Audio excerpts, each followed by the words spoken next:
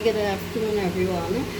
Today I'm doing a session on Zoom, how to use it for our online classes.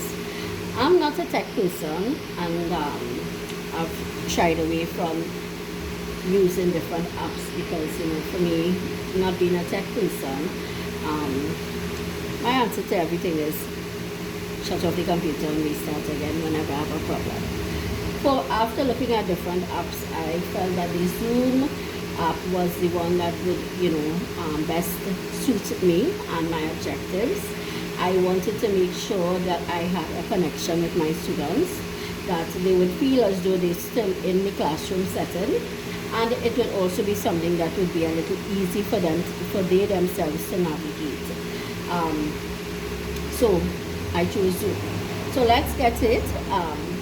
With the Zoom, one of my major concerns were the security issues because I heard a lot about it, but I did do my own investigation, and I found that there are ways that you can secure your meeting. For me, every morning I decided that I would put a new meeting ID. So I do not use. Let's go to schedule. I do not use my personal meeting ID. I generate an ID every day, right? So I have here Tuesday, August 25th. This is your time. You can set up your time here. A new feature that they have now, you just click on this and then you scroll down and you set your time. So I would go, let's say 2:50. And then I set the duration of my meeting. Now here is where it's a little ticklish. The free Zoom app, you would have 40 minutes. I decided that I couldn't handle the hassle of having to stop the meeting and then restart the meeting. And then that would only work if you're using your personal ID, which they would just use over and over, right? But because I'm changing mine every day, it means I would have to stop the whole session, schedule another meeting, and then restart. So I decided that I would just pay the $14.14 US per month, and this allows me to have a meeting however long. When I had my SEA drill classes, my class went from 11 a.m. to 5 p.m. and so it was one meeting that ran for that length of time, and I had no interruptions in between. So I can schedule this meeting for, let's say, 3 hours. And if I wanted to put 30 minutes, 3 hours and 30 minutes. You leave the recurring meeting off. Your time zone is La Paz. You're generating a meeting ID automatically. So I'm not clicking here where it's the personal ID. If it's the personal ID that you want them to use, you will click here, right? So you will click like this. But I'm not doing that. I'm generating one. My passcode, I don't want a passcode, but what I have here is a waiting room. Now the waiting room, I'll explain it to you when we get into the Zoom meeting itself. My video host is on, my participant video off. My audio is on both telephone and computer audio. And I clicked on the calendar, the Outlook calendar, and then I saved my meeting. Now, I'll leave it a few minutes.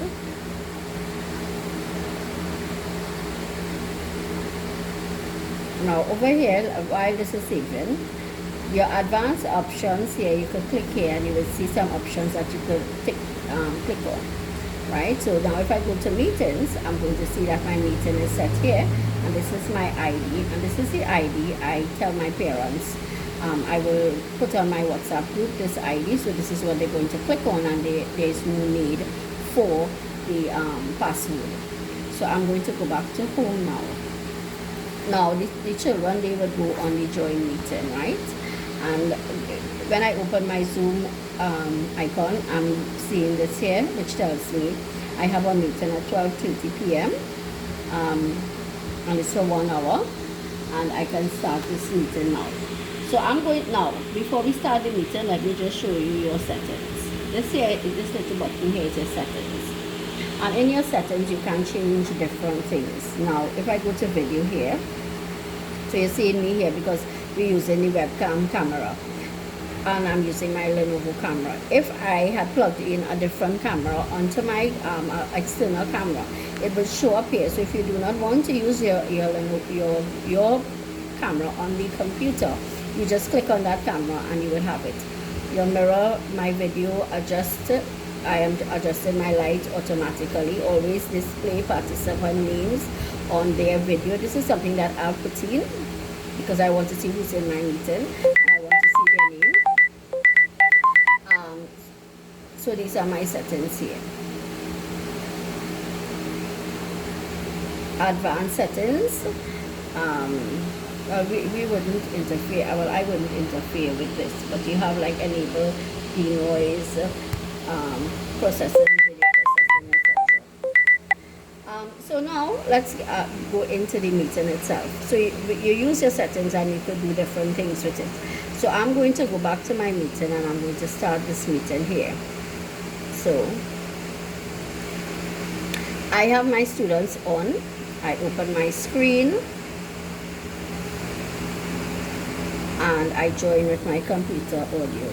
Now, when my students start to come on, I'm going to have to pin my video, right? And you're seeing there. So I'm going to click on participants. So my participants will be here. So I'm seeing the people who's in the waiting room. And I am clicking on chat.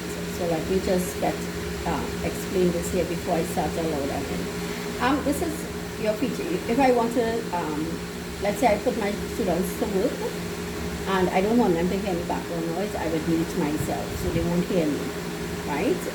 Click on my security. Now this is very important. As I said, security is very important for me.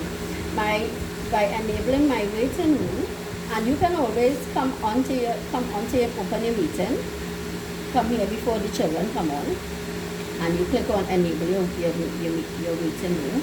You can also lock your meeting. My only problem with locking the meeting, I tried doing it once or twice. The problem is when the students fall off because they have internet issues, they can't get back on. So that's a problem. So I decided that enabling the waiting room was the better way to go. So I click on enable my waiting room so they're there and they can't come in unless I admit them. I have taken off the share screen. This is another security feature. I'm not allowing anybody to share their screen. If I click on it, it means at any time they can share something that may not be wise for us to see. The chat is on. Right now, I do not want them to rename themselves. They must come in with their name. I don't want any swanky boss and mega titan and all that kind of thing. I want to see a name that I know you as. So I'm going to take this option off. I'm taking off the option of renaming themselves, and they cannot unmute themselves either. Right? Now I can remove a participant if I want to by coming here. So now let's go on the chat here. Now my participants are muted upon entry. That means as they come in, they are muted, right? If I click this, I'm allowing them to unmute themselves. For classroom management, I do not allow them to unmute themselves. If I want to hear them, then I will manually unmute them. Same thing for allowing them to rename themselves. I don't want them to rename themselves. I want to know who I'm speaking to. And then I come down here, and this is an important feature for your management of the classroom.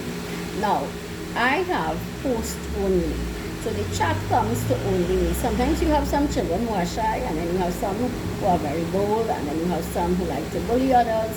And well, you all know the range that they come in, right? So to ensure that the meeting is going to be manageable, free of any bacchanal, it's host only. Normally when my children have their break, they say, Miss, we talk to each other, and then I will click it on everyone publicly, right? So during the break, they get to talk to each other using chat, but I'm going to keep it on host only, so it comes directly to me. And it's very useful in that when you see, for example, you put a question up on the board, and you ask, I normally ask them what's your answer first. The shy ones won't mind, they won't be thinking, well, maybe I have the wrong thing and they don't want to answer. They're very eager to give you the answer because they know it's only going to come to you, and that way you can check to see what they're doing. So my students are waiting here and I'm checking, right? Anybody you do not know, you do not admit them into your room. You can either admit them or remove them. So if you do not know a name, you either admit, you remove the person that you don't know. So I'm going to start admitting people.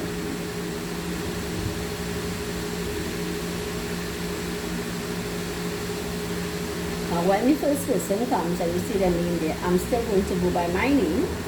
And I'm going to pin my video, that way nobody else can take my screen, okay? So they are here.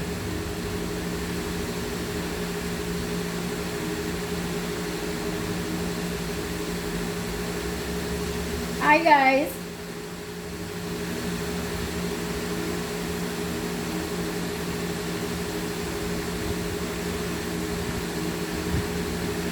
So you can see they're saying hi miss, and it's private, which means it's only coming to me. So hi, thank you for coming and helping me out today. So no, I'm not talking to myself, I'm recording. So I'm not talking to myself, I'm not mad, okay? So here you are. Yes, I did hear. So normally when they come in, I have a little talk with them and we settle down to get to it. No renaming ourselves today.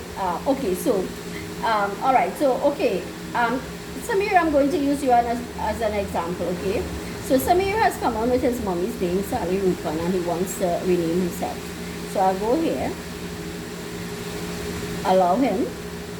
Right, Samir, when you rename yourself, let me know so I can click it off. So he's going to get a chance to rename himself, and then so I'll see he's already in, but just the name is going to get to that. Now, yes, one of the features, I learned this the hard way, when the internet problems. So when I drop off, the session normally goes into a lot of chaos because nobody is managing the session. So what I have to do now is I learned I can assign a co-host. So I am going to assign a co-host. This means that if I drop off, I've assigned Kristen. So if I drop off, Kristen now is in charge of my meeting. She can cut off my meeting. She can mute anybody. She can do anything that I could have done. So I started to assign a co-host very early in my meeting. So should I drop off, there is no need for the meeting to descend into chaos. Another feature would be, right, so we have this here, right? I'm just waiting for everybody to come into the meeting. Now, normally I take, this is it, your webcam is here, right? So you point your camera to your board. So here, your screen here will show you whatever the camera is projecting, right? So you're able to see it. So you just point your camera and you start to teach, and this is what I normally do. I point my camera and I start to teach on my board just as if they are right in front of me and they're seeing everything that I am doing. And they feel as though that they are in, the feeling is that you are in a classroom setting because you are interacting with your students, one-on-one. They are going to use the chat here to talk to me. Hi, Jordan. They are going to use, now we're saying this out on the cheesecake. They are going to use their chat now to say anything they want. So when I'm doing my lesson, for example, if they want me to hold, they didn't take down, they didn't finish taking down what I have on the board, they say hold miss, they want me to explain something to them, they'll say, Miss, can you explain again? If I want to see all of my students, I'm going to click here. So this is it. I'm seeing everybody here. They'll turn on their cameras and I'll see them here. Or I can get a quick view of the names of the children here. And then I go back to speaker view, which will give me here. It shows me what they are doing here. And then I'm still seeing my board or whatever my camera is projecting. So now let's look at some of the features that's very interesting to use, which makes learning fun. what I do is I share my screen. Now I've loaded a lot of different things. So guys, I'm going to disappear for 2 minutes just to show the different things. I've loaded my, right. So I have put on 3 things here, right? I have to look for my video, but I have a video, a virtual tour video. So I can pull up lessons on the board, and then I can pull up my whiteboard. So I'll pull up the whiteboard first. So this here is my whiteboard. I click on it and I click share.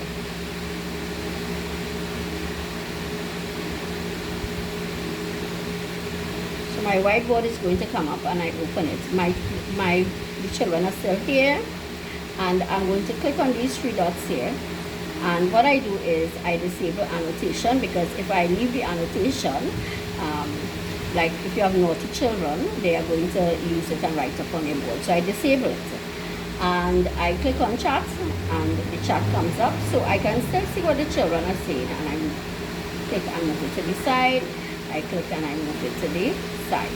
So now I can write on my board. For some lessons, I use this whiteboard right through the whole lesson. Now I have my pen. This here is my pen tablet.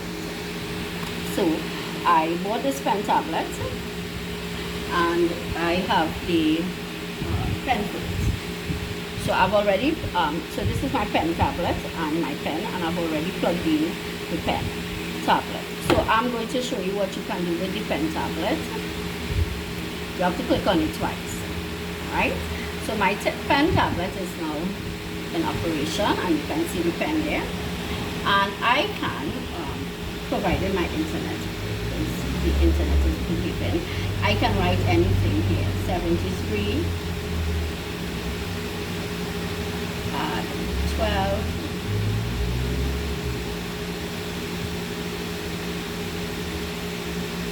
so it's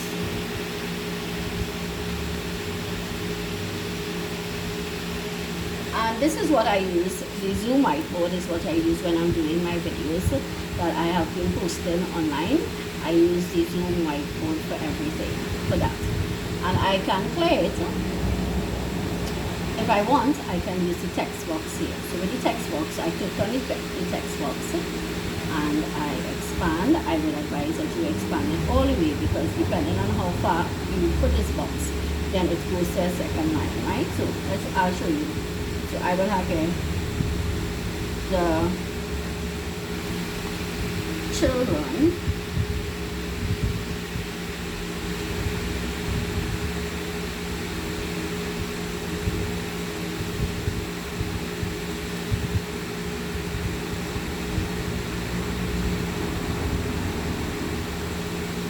right?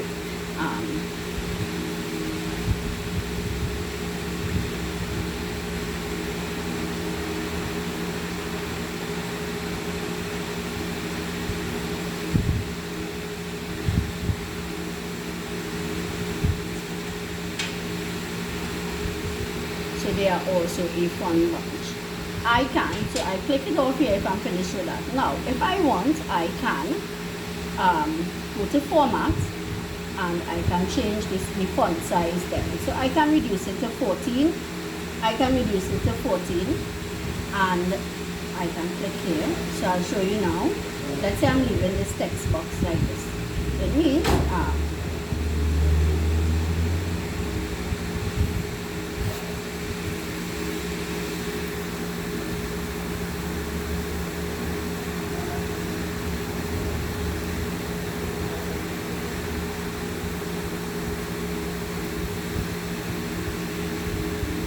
percentages. So you see, it will, if I stop here, then it means it's going to come down here. You can also draw.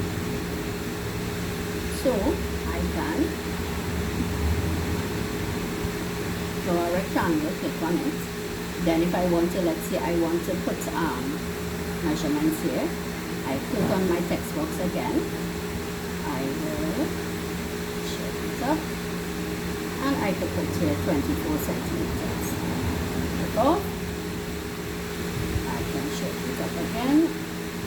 Well, I don't need to show you. I could just put here 18 centimeters, and then if I click it off, it's right here.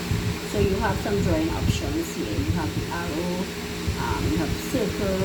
If you want, you can use the circle, and you can use you can then change this. So there are different things you can do with your tools that you have across here, and then there's erase. You can also change the color. I can change the green if I want, and then put another circle. I can use an arrow.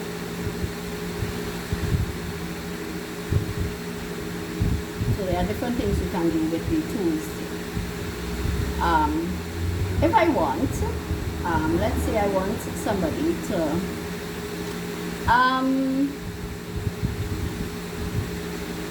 I'm going to let Kristen, if you want your student to do some work. Of course, this one will require lots of control because the children are all very eager to write on the board.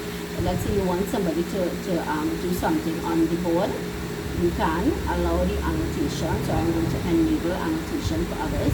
So Kristen, can you type something on the board, please? 12R25. You can put it anywhere at the top here. So they can annotate on the board as well. So if you put down a question on the board, they can solve it for you, right?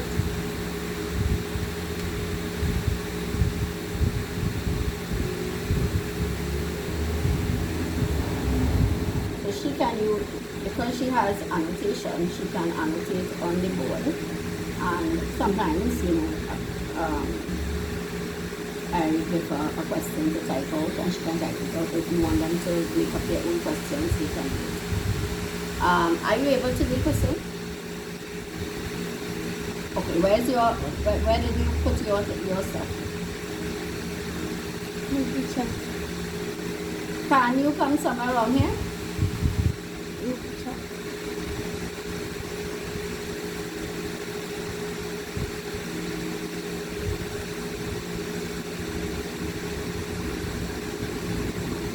You're bored, Marissa?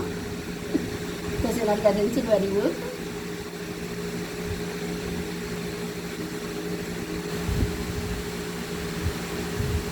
So you just come here and you bring it down. Trouble with annotated? Right, so there she is, 12 at 8:20. So she's able to put it on the board. So we're going to stop sharing now. So these are, and you can always change the board. You have multiple boards you can go on. So you can do a lot of things on different boards. So one other feature that's good here, you can save. So you click on save and you have saved whatever you've done here. And I can clear everything, clear all drawings. If I want, I can undo. Let's say I clicked it by mistake, I can undo it, click undo. So I'm going to clear, and I'm going to stop sharing. I'm going to look at another share screen. So I'm back to my normal screen here, and I'm going to share screen again. This time I'm going to pull up one of the things that I have on the board. So I have here my and I'm going first. So here I have my comprehension passage, and you can zoom into it, and everything comes back up here, and they are able to see what you have here, right? And again, you can work. All I do is I click here, pull up the chart is back here. Thank you, Maya. And I'm going to stop again.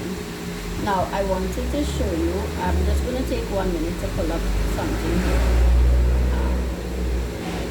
Right, so I'm going to go back on my Zoom meeting. Right, that is my share screen. Right, you can stream videos, right? So here I have a video. Before I start my video, I will share computer sound, and I'm going to pull up my video. This one was a virtual tour of the Amazon rainforest. Excellent. If you're going to do creative writing, and you want to make it more meaningful for the children, you know, this one, they looked at so that we were able to hear the sound, see the sights, and you just click on play, and it's going to, and the video is going to play for you. So you have this feature available for you as well. I'm going to stop sharing. I'm going to go back again. I'm going to look at another share screen that I'm doing. Here is a board. This is one of my whiteboards that I see. So you could go into your computer and pull up anything that you have there, and you can share it again. And the children are going to come on again, and they will see everything. They will appear.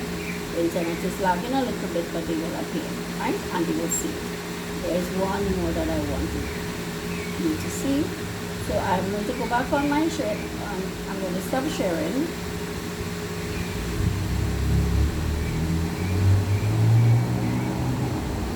So the internet has started to lag a little bit. So I'm going to stop sharing.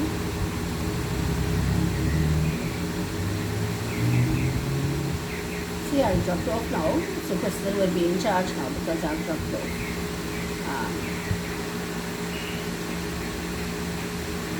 I'm reconnecting, so she would have been in charge, and now I'm reconnecting. So I have to open back up, and I pin my video back. So if I drop, that's what I'm going to do, and I have to unmute myself. So I'm back. I put back my participants for me to see. I put back my chat for me to see.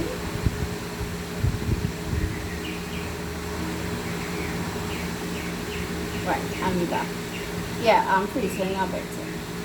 The share screen. This one is the Jamboard. I wanted to show you the Jamboard. Now the Jamboard, it's not coming up. But I did the counting cubes on my Jamboard.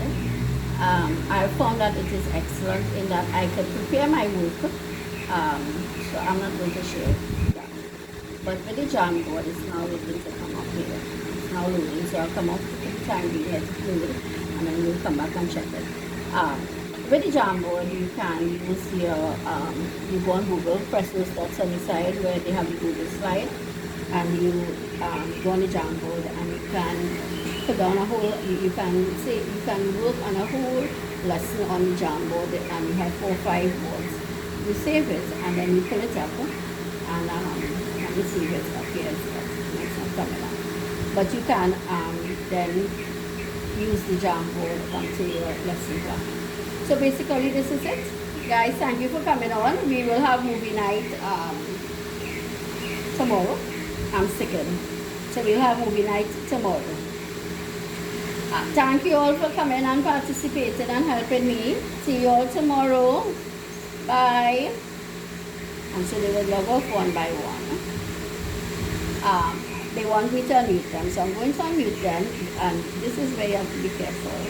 When you unmute them, I'm unmuting them now, so but it's sticking, so I can't, I'm freezing. So once my internet is dropping, I'm going to freeze, and alright guys, see you all tomorrow. I'll put up the ID for the movie night. Thank you again. Hi, Miss. Bye. So I unmuted them so they could talk. Kristen, end the meeting for me. So I can press end. Press end meeting for all.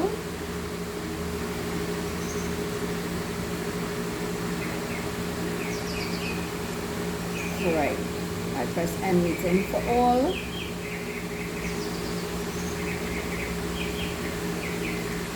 And I delete my meeting.